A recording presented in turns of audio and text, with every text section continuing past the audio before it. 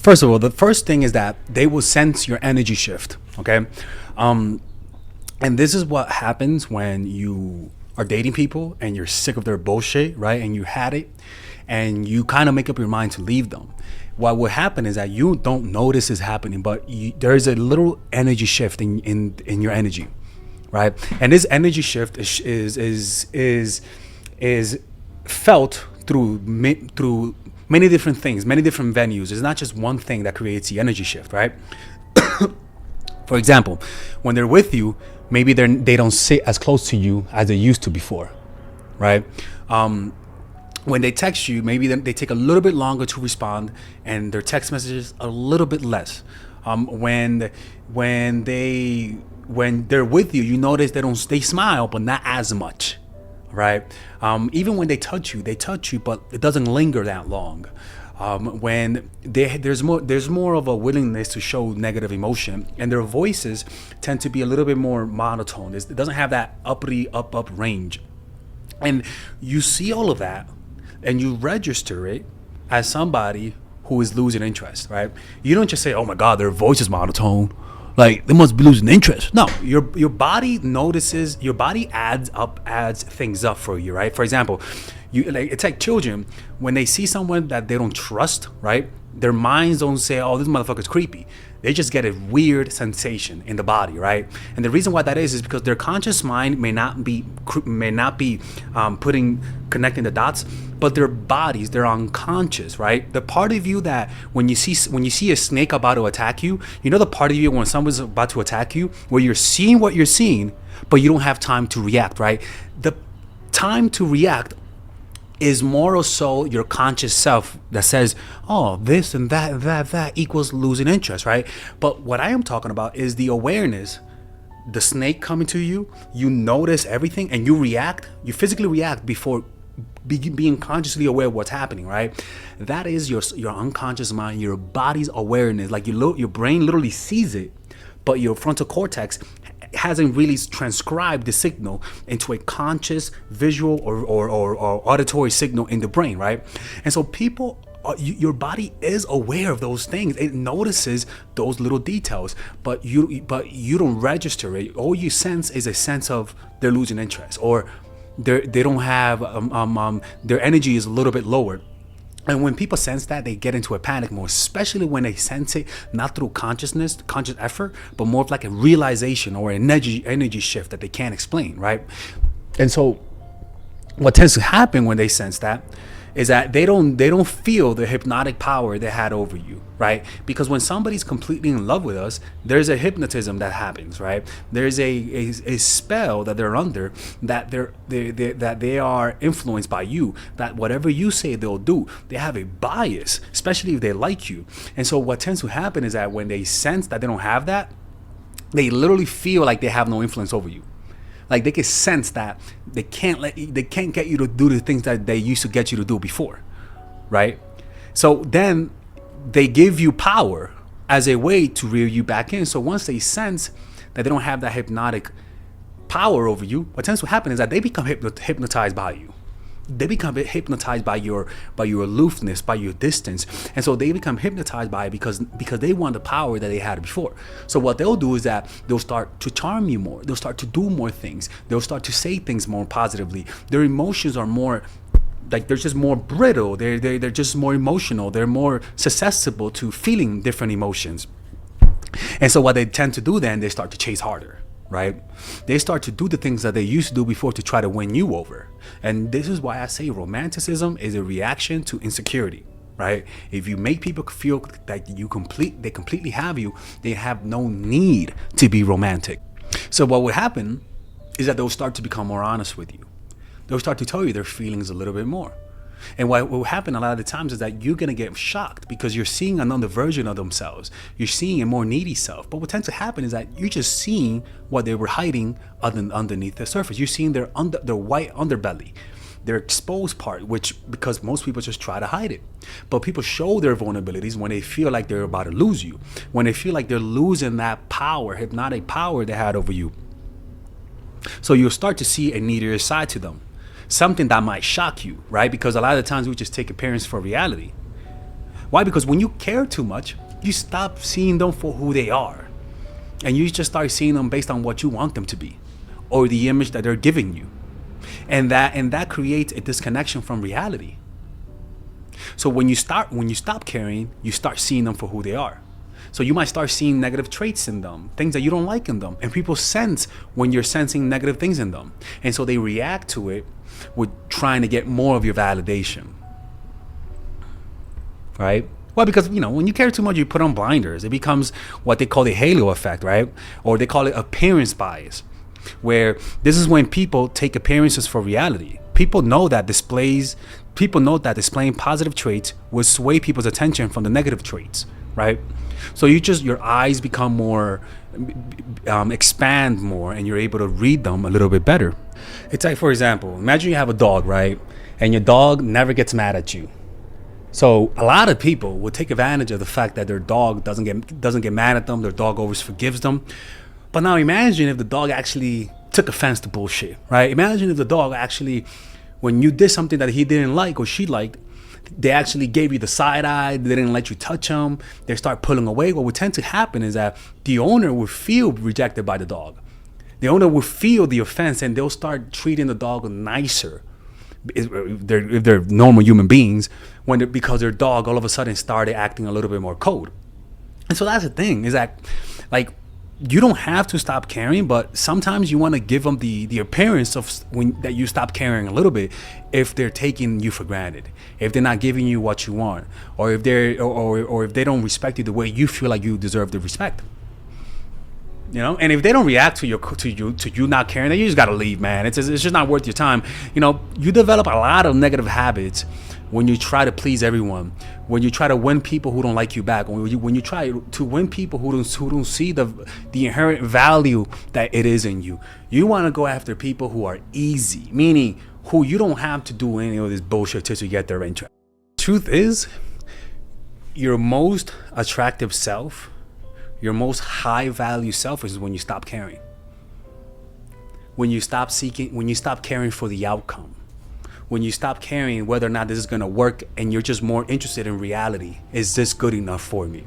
When you stop caring so much that you want this job, that all of a sudden your energy shifts, and you communicate competence and power, because you're not so eager for that job. I remember when I was working as a web developer, there was this one guy. He was like, I could tell you really want business. I could tell that you're really like in a desperate state, right? And he told me, he was very sincere. He was like, when I see that, I usually just start lowballing people, because you care too much, right?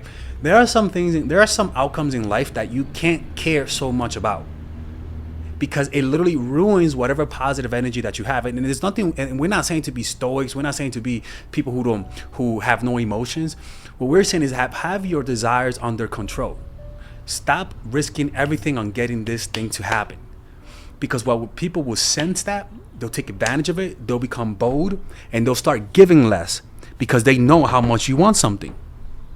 You're literally showing your cards, right? You're showing your value system. You're showing what triggers you. You're showing your cards, and people use that as leverage. You caring about something is leverage for other people. So you have to find a way.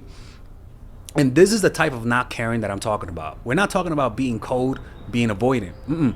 We're talking about that you are okay with this not working out. You have the mental faculties to deal with this, to deal with the loss.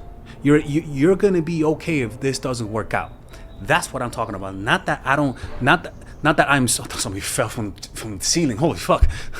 Not that I don't care, and if you leave I won't be hurt. No, that if you leave I'm gonna be sad, but at the same time I'll be able to recover from it. That's the not caring aspect. That you're not afraid of pain, because a lot of people's desire and desire for a relationship doesn't really come from a desire to connect. They come to it because they have a desire to avoid pain and gain pleasure. And people use validation. People use people's reaction to them to numb them from those painful realities. And so when they care, they don't really care because they care. They care because if they lose this, they're gonna expose themselves to uncontrollable emotions that they still haven't conquered. So that's why this strategy works. It'll give you an air of an air of peace, an attractive flowness to your personality that people will just gravitate towards. And so you'll notice that when they sense that in you, they respect you more. They're more willing to compromise with you. They're more willing to give. They're more pliable, right? Because they're not you see, man, when they know you care a lot, they take advantage of it. They just take advantage of it. It's leverage. Whoever cares the most has the least leverage. You know, so it's kind of like it's human nature. If I know you want this job really, really bad, I'm gonna lowball you. Hopefully I don't, right?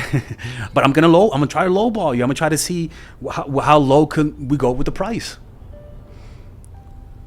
And this is why you cannot fully depend on somebody for happiness and validation, because people will sense that, and some people will see that as a burden and leave, or will see it as an opportunity to use and get more and get more out of you to make an exploitative relationship.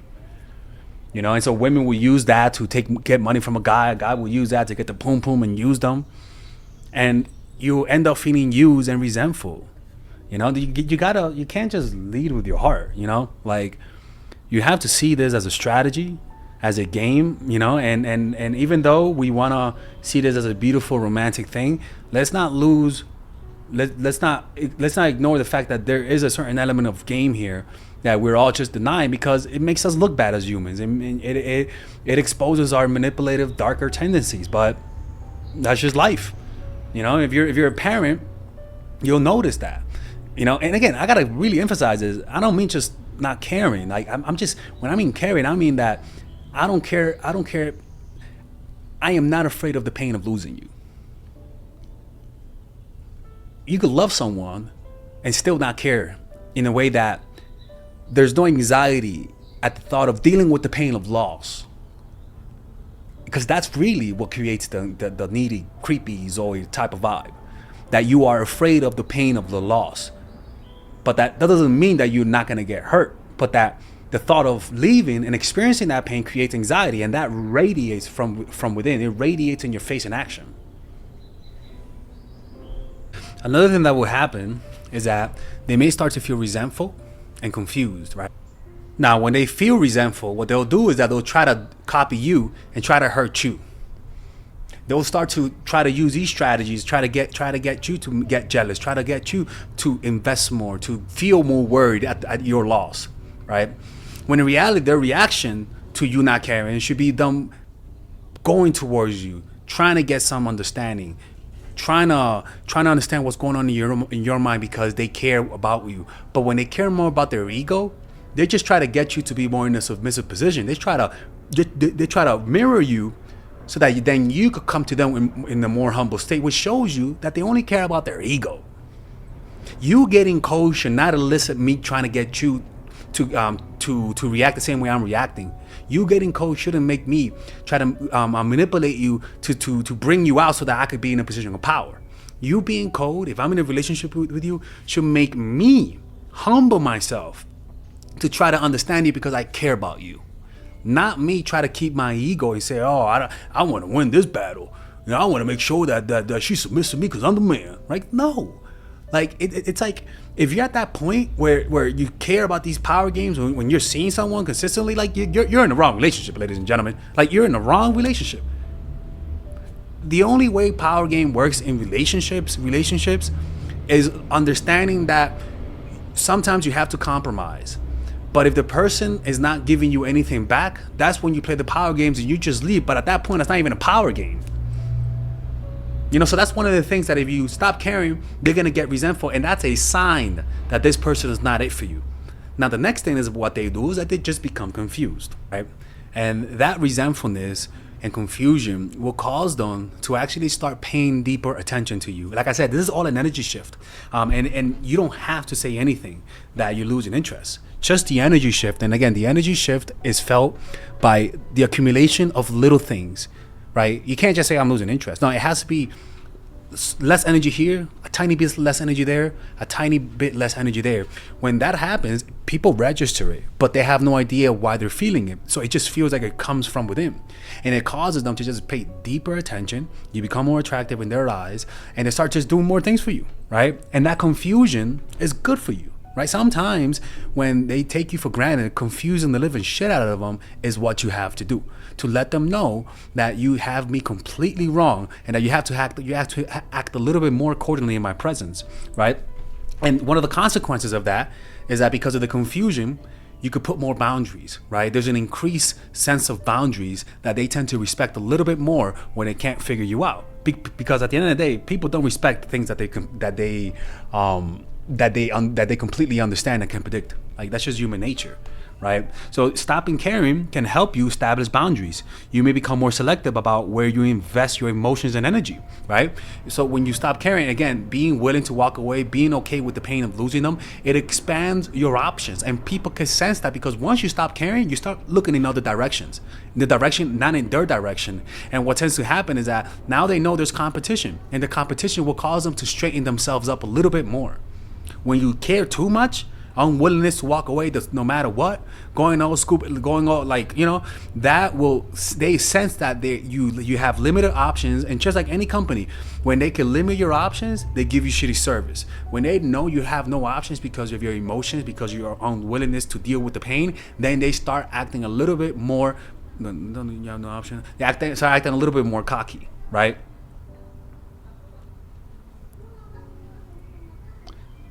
And this is where your power lies, in not caring. That's where your true power lies. And this is where I want you guys to develop a meditation practice, because a meditation practice will allow you to be able to let go, to not care, to care, and at the same time be able to let go. It'll open the apertures of it'll open the apertures of life. You'll be able to see people for who they truly are, and also you'll be able to sense where to settle and when not to settle, what to deal with and what not to deal with. But when you are afraid of the loss of them, it'll completely narrow the scope of your vision. It'll constrict yourself from the contours of life itself, and it'll divorce you from reality. And a lot of times we end up being in a lot of those relationships most of our lives, until one day we finally wake up, we stop caring, and once you stop caring, that's when you see how much time you wasted.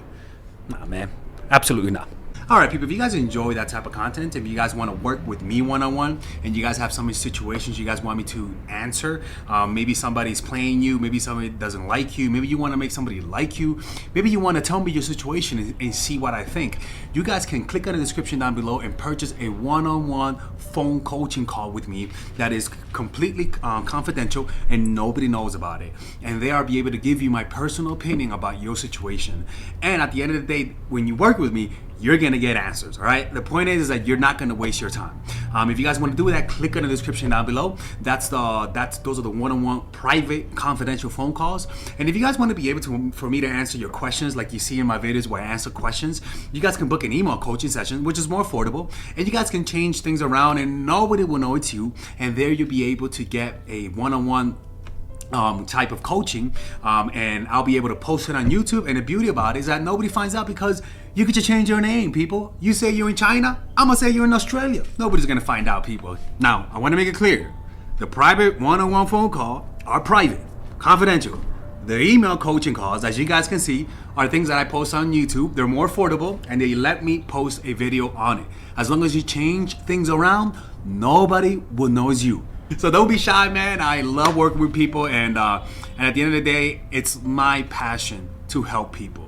You guys have no idea how happy this makes me to be able to help you guys at an individual basis. And at the end of the day, you're gonna get my honest advice. A lot of people bullshit you just to bring you back as a customer.